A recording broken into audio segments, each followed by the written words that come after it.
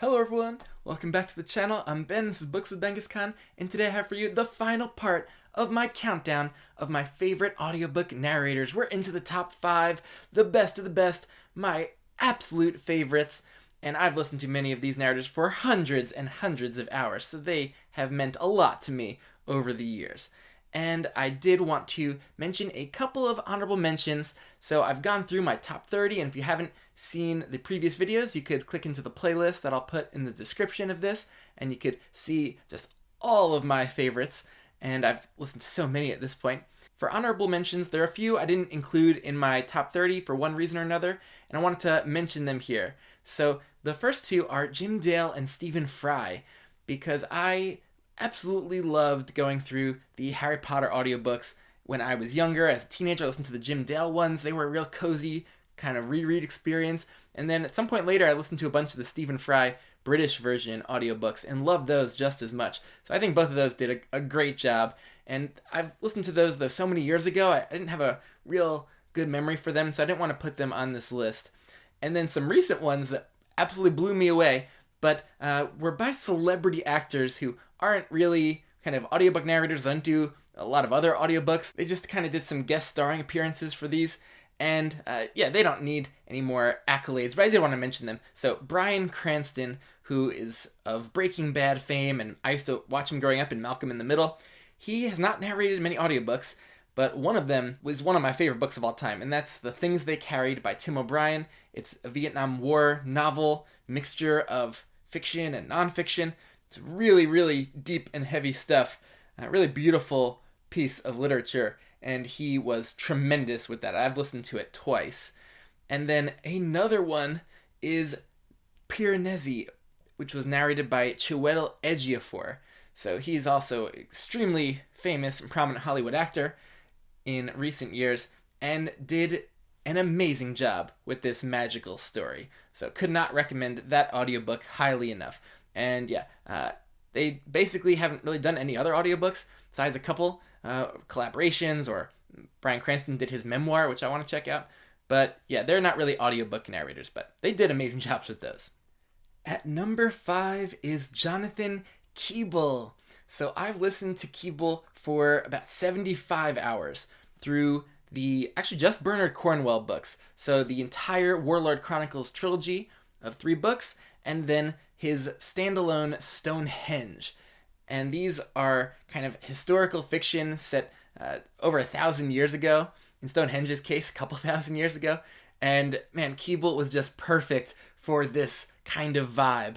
And I've looked to see what else Keeble's done. I am planning to go through Cornwell's Last Kingdom books, and I'm excited because Keeble has done a bunch of those, but they've switched narrators a few times in that series, so that'll be interesting to see what that's like.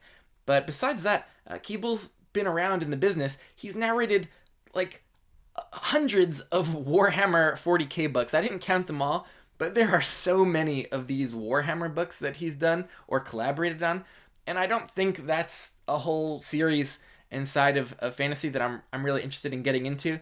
So as far as Keeble goes, I'll probably be limited to the Cornwell historical fiction, and I think maybe some other by Simon Scarrow, the Eagles of the Empire series. Don't really know anything about Scarrow, but we'll definitely check those out just for Keeble.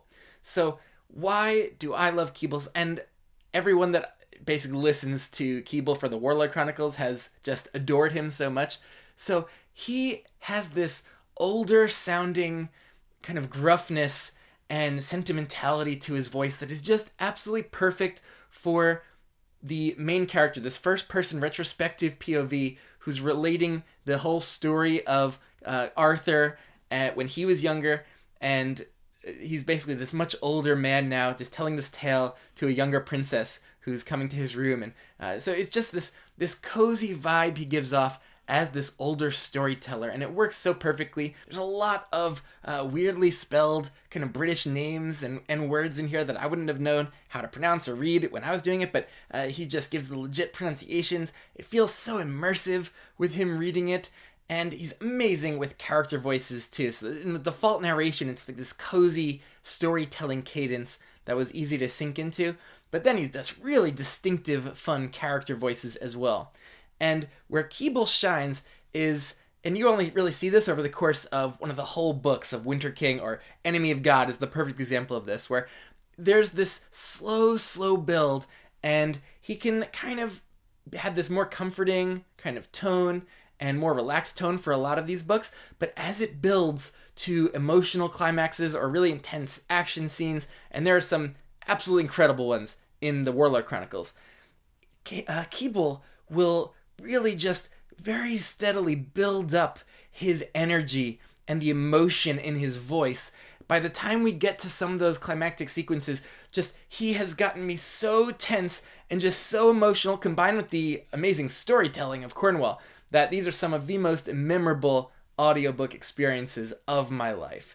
So yeah, just could not love this choice of narrator for these books more. And I'm going to play a sample from book 1 of the Warlord Chronicles, The Winter King, where Arthur is having a conversation with a very corrupt and greedy Christian priest who he wants to have marry him. And I don't want to give anything else away about the whole scene or setup, but just to give you a sense of Keeble's work with voices and a little bit of Derval's internal monologue. But in truth it had all been arranged.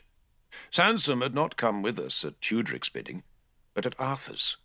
And now Arthur's face turned angry at the priest's stubborn change of heart. "We agreed," Arthur said. And when Sansom just shook his tonsured head, Arthur touched the hilt of Excalibur. "I should take the skull off your shoulders, priest." "Martyrs are ever made by tyrants, lord," Sansom said, dropping to his knees in the flowery grass, where he bent his head to bare the grubby nape of his neck. "I'm coming to you, O Lord," he bawled towards the grass. "Thy servant, coming to thy glory. Oh, praise thee. I see the gates of heaven open. I see the angels waiting for me. Receive me, Lord Jesus, into thy blessed bosom. I'm coming, I'm coming." "Be quiet and get up," Arthur said tiredly. Sansom squinted slyly up at Arthur. "You won't give me the bliss of heaven, Lord?" "Last night," Arthur said, "you agreed to marry us. Why do you refuse now?" Sansom shrugged. "I've wrestled with my conscience, Lord." Arthur understood and sighed. "So what is your price, priest?" At number 4 is Samuel Raukin. So I've listened to Raukin for about 140 hours, all through the Sun Eater books that are out by Christopher Rocchio. So Raukin is newer to the industry than Keeble was, doesn't have too many audiobook credits to his name yet, but I am looking forward to trying out The Other Wind, which is one of the Earthsea books I want to get to by Ursula Le Guin, and of course the future Sun Eater books that are on the way. And then recently his star seems to be on the rise because he was the audiobook narrator for the recently released Elric of Melniboné story collections by Michael Moorcock. So I picked those up on Audible. Definitely will give those a try just to have more Raukin narrated books. Like Keeble, Raukin is just incredible at fully embodying the first person retrospective POV character that's telling the story. So Hadrian Marlowe, from a very old age, is telling us, the reader, the story of his life. And he's amazing at embodying this old-aged, kind of wizened character.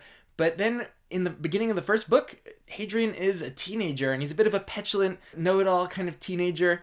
And he plays that Hadrian really well. And then across the series, as Hadrian's growing older and older and going through all these really interesting, heavy experiences, just the change in Hadrian that Raukin embodies is really palpable. And beyond that, Raukin's just great with all different character voices and lots of different races and different types of beings that we encounter, and so lots of different accents made this really immersive for me, and to the point where I did not want to read any of the Sun Eater series in print alone. I have all these nice hardcovers, but I started actually doing immersive reading with this series because I just had to be listening to this the entire time. So I enjoyed actually picking up these books and then throwing on my headphones and the audio and following along immersively, and just got really into that. And I do that a lot now because I love hearing the performances, and while I'm reading, I feel like I'm just as fully immersed in the story as I possibly can be with the fewest distractions, since I'm visually engaged, I'm auditorially engaged. So that is now, I think, my favorite way of reading. Rauken and Keeble are just so similar. I had trouble rating them because they're really about the same in my eyes, because they're also really great at giving lots of emotion in that first-person internal monologue, but also being kind of reserved for it throughout most of the books, but then really ramping up towards those emotional moments and climactic sequences. And Rauken, just as good at that as Keeble, really. But to not get into any spoilers, I'm giving a sample from towards the beginning of Empire of Silence, just a conversation between Hadrian and his very stately academic tutor, Tor Gibson. It's about strategy. Chess pieces. I spat on the strand. I don't want to be a pawn, Gibson. I don't want to play. I've always hated that metaphor. You have to play, Hadrian. You've no choice. None of us has. I'm not his. I said the words as a snake might, glaring at my teacher, venom dripping from my tongue. The scholiast's dim eyes narrowed. I never said you were. We're all pawns, my boy. You, me, Crispin, even your father and the vice-reign duchess. That's the way the universe works. But remember. His voice cracked upward, and he jounced his cane against the weathered white stone. No matter who tries to move you, be it your father or any man of power, you have a choice, because your soul is in your hands, always. At number 3, as many people probably guessed would be up here, is James Marsters. So I've listened to him for about 450 hours of my life, and I've done that through 2 runs of the Dresden Files. So mostly listened to that when I did it the first time, and then did an entire audio reread as well last year, and had a great time with it both times. So it's one of my favorite series, and Marsters just gives everything to this performance. And really, the last 3 narrators I've discussed have been very similar in that they inject a lot of emotion into embodying this first-person POV who's telling the story retrospectively. I think it's just a format that works wonders with audiobooks, and just feels like that narrator is that character, and it's just so immersive being in their point of view, seeing everything through their eyes and how they think about the world. And when the narrator just nails that character, it is chef's kiss for me. And Marsters is just famous in the audiobook fantasy world for doing this with Harry Dresden. He just is Harry at this point. And if I ever read it, ever go back to any of the books in print, I'm just hearing Marsters in my head doing Harry's voice and the internal monologue and all the other character voices. He's so great with very distinctive other character voices. Feels like getting to their essence of all these different side characters, and man, that makes it so fun. But really, the main payoff is in the reserve and in the intelligence and humor and emotion that he brings to the Harry Dresden character. And so yeah, Marsters is a bit of an odd duck, because I've seen a lot of interviews with him over the years with Jim Butcher, and he takes this acting in general just extremely seriously. So I never watched Buffy the Vampire Slayer. I know he's a big TV star with that show, but he takes acting very seriously, and he takes this job of narrating the Dresden Files so seriously, and he just seems to worship Jim Butcher, and it's great to see the respect he has for the author that he's narrating from, and the respect he has for the characters, and just the writing, and man, he puts his whole soul into this thing. And by the time we get to later books in the series where there are some intense emotional stretches and changes and in Battleground, I mean, that was some of the most riveting stuff I've ever heard in my life.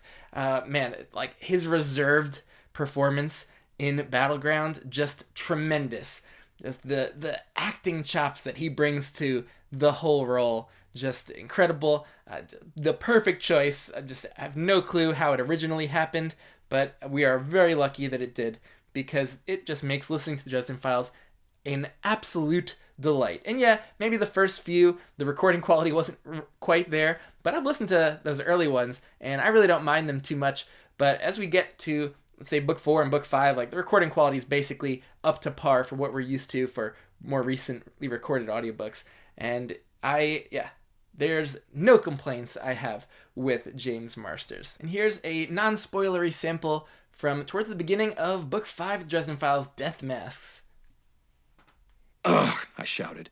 I shoved my running partner past me toward the old man and snarled, "Get him out of here! Both of you, run!" I whirled to face the bear creature and swept my blasting rod to point right at it. I ran some force of will down into the energy channels in the rod, and with a snarled, "Fuego!" sent a lance of raw fire whipping through the air. The blast slammed into the bear creature's chest, and it hunched its shoulders, turning its head to one side. Its forward charge faltered, and it slid to a stop, crashing against a weathered old metal trash can. "What do you know?" I muttered. "It worked." I stepped forward and unleashed another blast at the creature, hoping to either melt it to bits or drive it away. The bear thing snarled and turned a hateful, murderous gaze at me with its 4 eyes. The soul gaze began almost instantly. When a wizard looks into someone's eyes, he sees more than just what color they are. Eyes are windows to the soul. When I make eye contact for too long or too intently, I get to peek in through the windows. You can't hide what you are from a wizard's soul gaze, and he can't hide from you. You both see each other for what you are, within, and it's with a clarity so intense that it burns itself into your head. Looking on someone's soul is something you never forget, no matter how badly you might want to.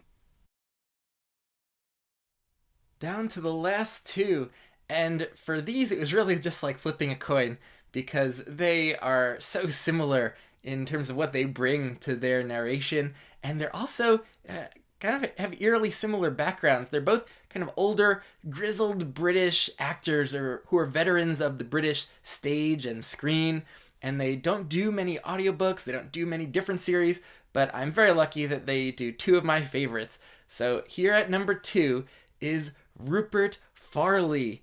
So this is not a well-known narrator in the SFF world because he does the historical fiction series by Bernard Cornwell. That is the Richard Sharp novels, which is 23 books and counting that take place during the Napoleonic Wars. So starting around 1799 in India, and then making our way all the way through the fights against Napoleon in Spain and Portugal and France, and with a few detours here and there. So it's a historical fiction series that is just full of adventure and fun and a lot of gritty battle sequences as well. But Farley is just so engaging as an audiobook narrator. Even in the few Sharp books that I thought were just lower quality Sharp books with less impactful plots and battle scenes, they were still just a delight to listen to for his performance, because he is injecting so much energy and emotion into every line, and similar to the narrator I have at number 1. So these 2 narrators are the closest things to each other I've ever found, and they kind of just have always felt to me like a cut above the other narrators, just because the performance chops, the intelligence, the humor that they bring, and the energy, whether it's internal monologues or every piece of dialogue, they're just throwing their all into it. And also there's a great marriage of author and narrator, because Cornwell is writing with a lot of wit, some satire.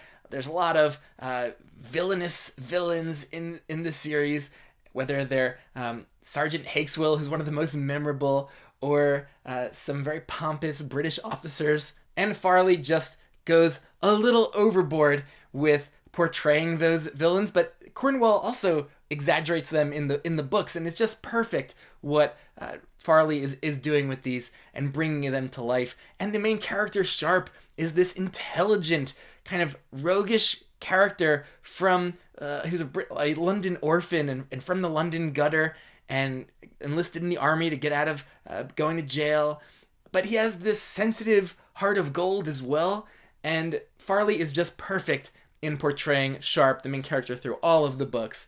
Man, I just have had so much fun listening to this series over the last year and a half. And one of the real delights of these audiobooks are all of the accents that Farley does. So you get all types of English accents, from the kind of lower class ones like Sharp and Hakesville that you'll hear in the sample, to the real upper crust English nobility, to Irish and Scottish and Spanish and Portuguese and French and German and Indian accents. But he's so great with those.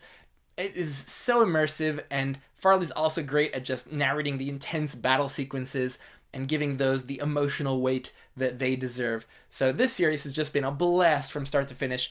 A lot because of the texts are great fun, but Farley just added to that as well. So if you are in the mood for kind of a breezy series that every book has a kind of standalone feel, this is not kind of one story across 23 volumes. You can just pick these up whenever you want. There are threads, and Sharp does kind of have a life story that is good to follow chronologically, at least. So start with Sharp's Tiger for sure, and then you can follow Sharp's whole kind of journey through these years. But they really do stand alone quite well, and just whenever you need a thrilling, fun audiobook experience, you could turn to these, because there are very few other narrators who are working at this level with this energy. So hope you enjoy this little sample from Sharp's Tiger. You're a boy playing in men's games, Sharpie, and you're going to lose unless you're a man. Are you man enough to fight me here? Put me down? Claim I was kicked by a horse in the night? You can try, Sharpie, but you're not man enough, are you? It you, Sergeant, Sharp said, and be put on a flogging charge. I'm not daft. Hakesville made an elaborate charade of looking right and left. Ain't no one here but you and me, Sharpie. Nice and private. Sharp resisted the urge to lash out at the persecutor. I'm not daft, he said again, stubbornly remaining at attention. But you are, boy. Daft as a bucket. Don't you understand? I'm offering you the soldier's way out. Forget the bloody officers, you daft boy. You and me, Sharpie, we're soldiers, and soldiers settle their arguments by fighting. Say so in the scriptures, doesn't it? So, beat me now, lad. Beat me here and now. Beat me in a square fight, and I warrant you, you can keep Mrs. Biggerstaff all to your little self. He paused, grinning up into Sharp's face. That's a promise, Sharpie. And last but certainly not least, at number 1 is Steven Pacey, the fantasy audiobook god. And I know lots of people also have Steven Pacey as their favorite narrator. So I feel like with audio narrators, interesting, there's a lot less disagreement about quality assessments. And it seems like it's just easier for a consensus to form around a lot of people's favorites and the best ones. He, like Farley, just injects so much energy into every bit of narration. It's like every single line he's giving its full due, whether it's internal monologue or dialogue. Amazing with voices. I saw once Pacey reading in real time during an interview with Joe Abercrombie, and I thought that he would take more time and pauses between changing voices, and maybe in the editing room have to stitch everything together. But he was switching between a teenage girl character and an older, kind of grizzled voice character just at the blink of an eye, and it was amazing to watch him do it in real time. He's a magician. He's just so engaging.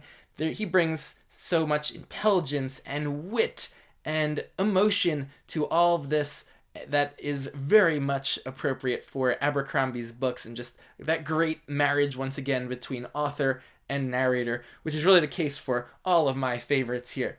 But with Pacey, more than any of the others, just it was so engaging just listening to every minute, every hour of these just delight. Even in the stretches that maybe I didn't love as much due to the plotting, or like in Best Served Cold is just by far my least favorite of the First Law books, but I listened to it the whole way through, and so even in stretches where I was a little bored by the story, Pacey's narration always kept me engaged, always made it very worthwhile. But besides that little blip, it was just an incredible journey with Abercrombie and Pacey together, just absolutely blowing me away with this fun, immersive, deep story through all 10 books, including Sharp Ends, the story collection. So can't wait well, I shouldn't say can't wait, because I have no clue if there will be more First Law books. I know Abercrombie's working on other stuff, but man, Pacey has not narrated a lot of other books, just a random assortment of lit fic or historic fiction. And so not many other fantasy books to really dig into with him. So I don't know what's going on with that, whether that's his own decision of not wanting to narrate too many things, or being very picky, or whether fantasy publishers or audio rights publishers just don't know what they have with Steven Pacey, because he should be doing so many more books and series. But at least I'll be able to enjoy rereading the First Law series with his audio. So I rarely, probably, I imagine, will ever pick up just the books alone. I'll do it immersively maybe, or just with audio when I reread, and I can't wait to do a First Law reread at some point. And a lot of that is due to Pacey just being so much fun. I'll play a sample with a fan favorite character, Sandan Glokta, and unfortunately, the speaker keeps cutting out at the start of a lot of the phrases or dialogue bits in this, and I don't know why. So when you are missing the start of a word or the start of a name, that's the speaker's fault, not Steven Pacey's. So here we go. England, Ruth. England. Don't forget to pack something warm. Door cracked shut behind him. Glokta looked at the list of names in his hands. Septan Teufel sat at the bottom. One name. The face of it just like the others. Teufel. Just one more name. Such a perilous one. Everard was waiting outside in the corridor, smiling as always. Shall I put the fat man in the canal? No, Everard. Put him in the next boat to England. You're in a merciful mood today, Inquisitor. Doctor snorted. Mercy would be the canal. That swine won't last 6 weeks in the north.